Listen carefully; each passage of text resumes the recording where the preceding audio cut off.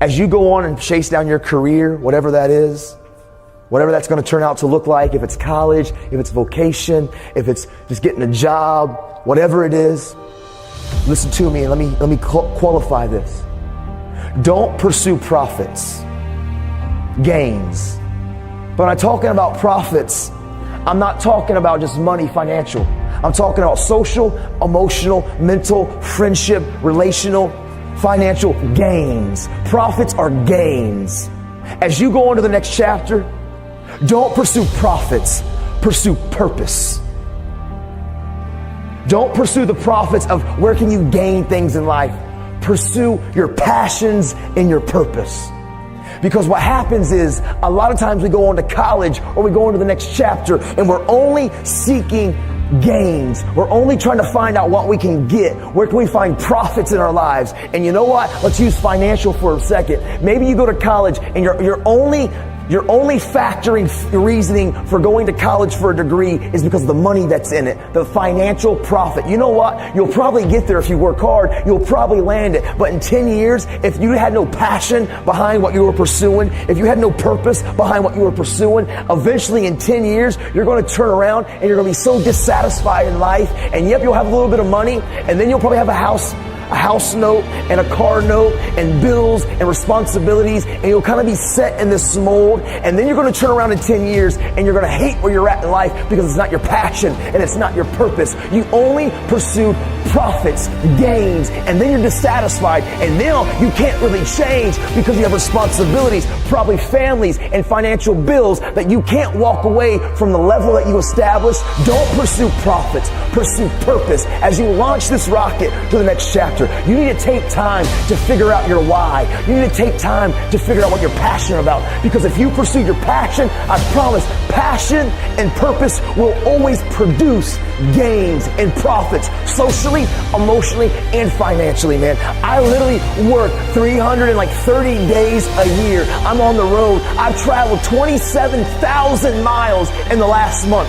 27,000. That's back and forth from the East Coast to the West Coast 11 times in the last month. That's a whole trip around the world in the last month. I've worked all the time, but you know what? I never work a day of my life. I love what I do. I don't pursue profits. I pursue my purpose. And my purpose has made a way to have social, emotional, relational, financial gains in my life. Don't pursue profits as you launch out of here. Take the time this summer and to ask yourself, what's your why?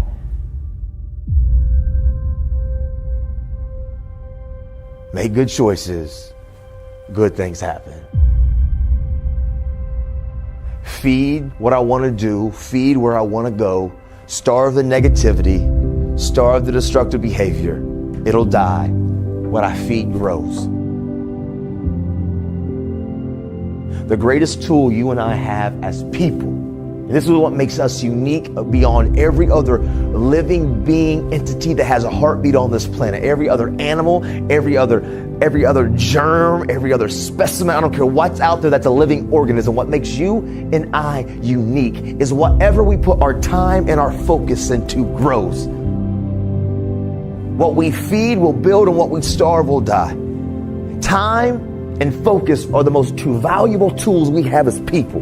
Because if I can learn to focus my time on something and my energy and my intention on something, it will magnify. If I take that magnifying glass and I put it on that piece of paper with that sun, the time and the focus will burn that thing up. And everything that you face in your life is the exact same way.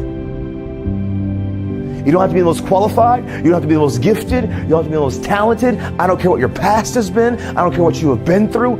Begin to take control. Put your time, your focus, and the energy on the objectives that you want to create for your life, and go get it. And I don't care about anybody's negativity around you. Drown them out.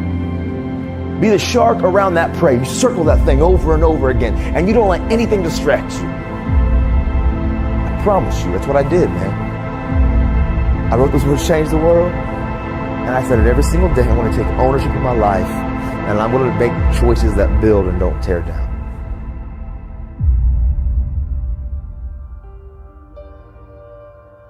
But every day I started to think, if I can live a life of transparency, accountability, which means I'm going to talk, I'm going to allow mentors and coaches into my life. I can't do this on my own. I need community. We were born to live in relationship with people. None of us are an island, but that causes me to live transparent. I've got to be willing to talk about my stuff, even though it's super uncomfortable sometimes, even though sometimes I don't trust people, even though sometimes I don't feel like people always have my best interest in mind. I'm not telling you to air your mare out there to anybody, but there are people in your life that you've got to allow to lean on. Transparency is a powerful tool because it also causes you to process and for you to think. I talk to people not because I need you to always give me a great answer. I talk to people because I believe in the human mind, and we are freaking geniuses. Every single one of you in here, man. You are a genius. You have the ability to process, to think, to decision make, to create. You are a unique, very unique person. One of you have a turtle shell on your back, and when things get tough,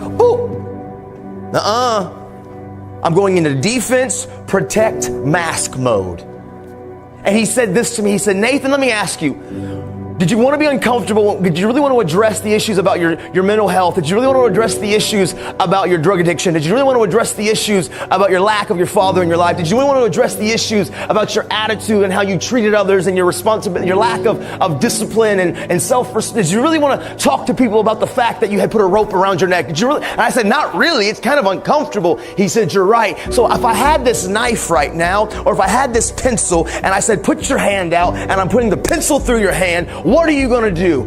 Boom! But he said this. What if I told you, if I don't put the pencil or the knife through your hand, your daughter will die? Cut my hand off. I won't move it for 1,000,000 years. Forget my hand, take my life. He said, so what you just realized is that you were putting value on that uncomfortable moment because you knew that there was something of great value to you, and it was when you were willing to get uncomfortable. Yes. You see, the reason why many of us battle sometimes with change, the reason why many of us battle sometimes with words like anxiety, depression, we battle with some of our mental health issues, we battle with the suicidal ideologies and talking about it, we battle with the issues that we're struggling with. It's because we don't understand the great value it takes and how much it can help you because it's so uncomfortable. But when you begin to understand being uncomfortable is the only way we're going to get it better. There's no way around it. You've got to be willing to be uncomfortable.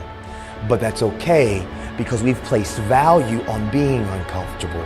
I know if I begin to talk about my stuff and find the courage and begin to speak up and to speak out and process my emotions and find those trusted, caring adults and find those good friends that I can lean on, and if I can speak up and speak out and not worry and be anxious and have the anxiety of what's their expectation of when I talk about this. I didn't see this coming from you, Nathan. He said this. No. When you're willing to understand that truthfully, we can change and we can overcome because we're not technology. We have a brain, we have a heart, we have a breath, we have free will, we have choice. People can change.